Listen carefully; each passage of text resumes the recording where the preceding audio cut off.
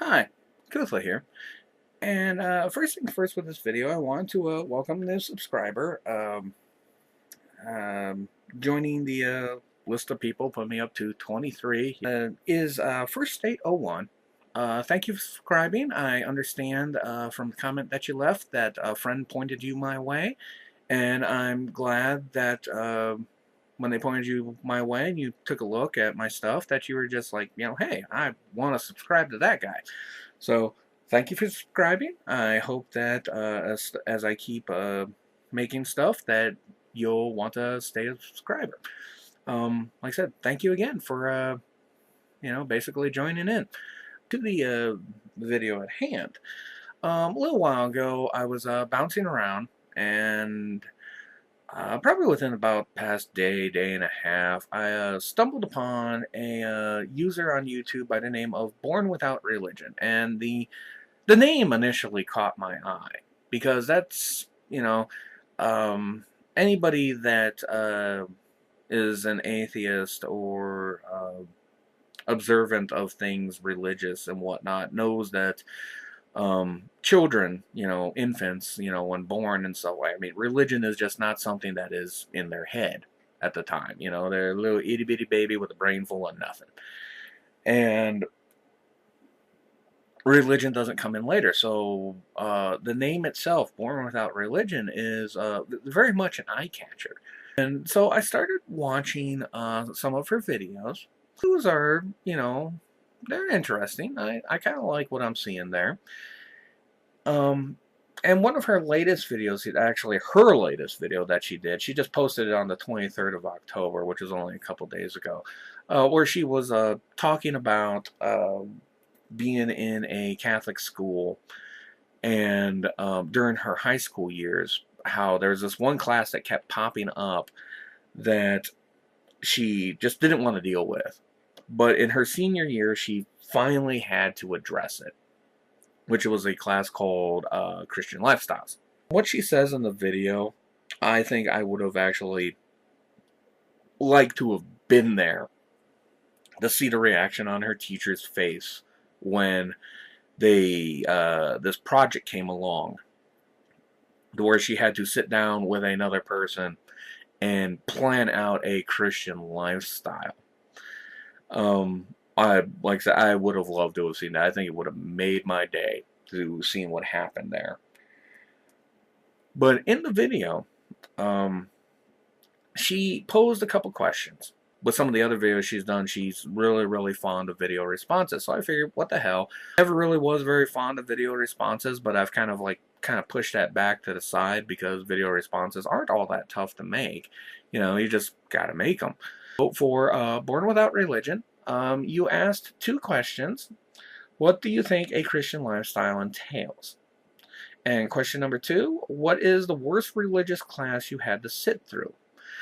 Um, well, what I think a Christian life entails is basically, the in its simplest form that the person has to be Christian. They have to believe in and accept the tenets and doctrines that are pressed down to them from Christianity and the Bible and God and things like that, and they have to live their life by these things. It's basically a thing that just kind of drives their life along and whatnot in the hopes of being a good Christian. And I would hope that for them following that particular lifestyle, that them being a good Christian would be similar to some of the people that I know that I've had the good luck of getting to meet them. To where it's a life of understanding and just being good people. I realize that Christianity is not that cut and dry, though. I mean, there are many levels of Christians out there, as well as many denominations of Christianity. And depending on how staunch or how much lip service a person pays to Christianity, really kind of determines a lot. But what I would hope that being a person living the Christian lifestyle, what I hope it would entail is basically just, you know, um, understanding and just being a good person. Like I said, this is not necessarily true. There are some examples out there, Mr. Phelps, for instance, who are, they're Christians, but they're definitely not what you would call good. They are very staunch Bible thumpers that take the literal word of the Bible to heart, and that's not a good thing. So, I would hope that there would be people that would be able to differentiate between stuff that's in the Bible and stuff how it acts in real life.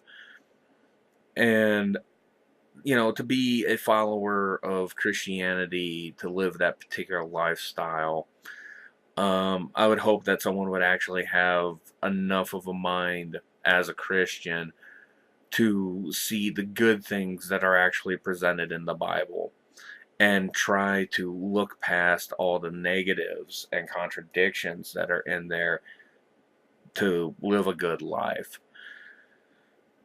Because I feel that most Christians that are out there that fall into the average category actually do that. Yes, Christianity is an important part of life. It's how they live it. It's what helps dictate a lot of the decisions that they do. But overall, they just want to be good people. And that's something that I can actually get behind.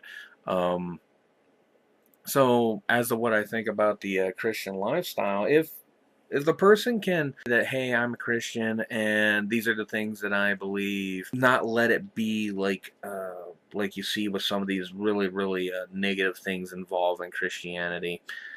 More power to them. But other than that, I really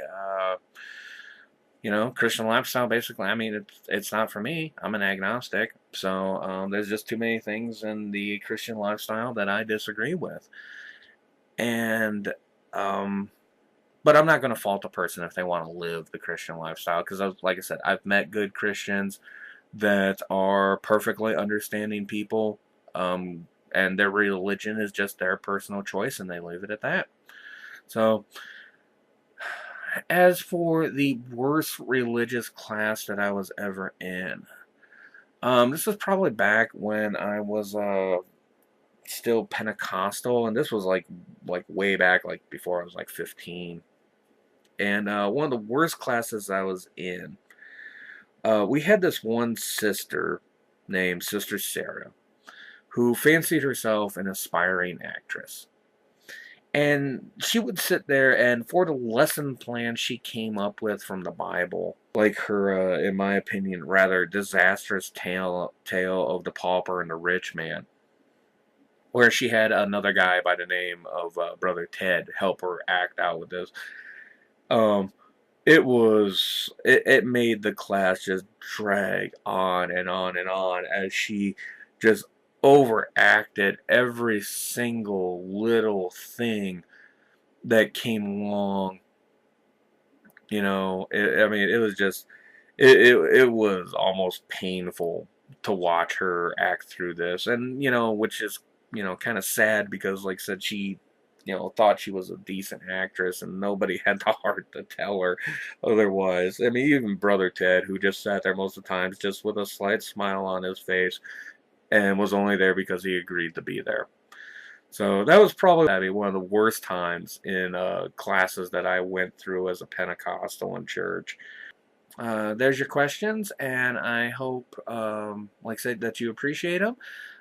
Thanks for asking them, and hopefully I'll see you and everybody else around.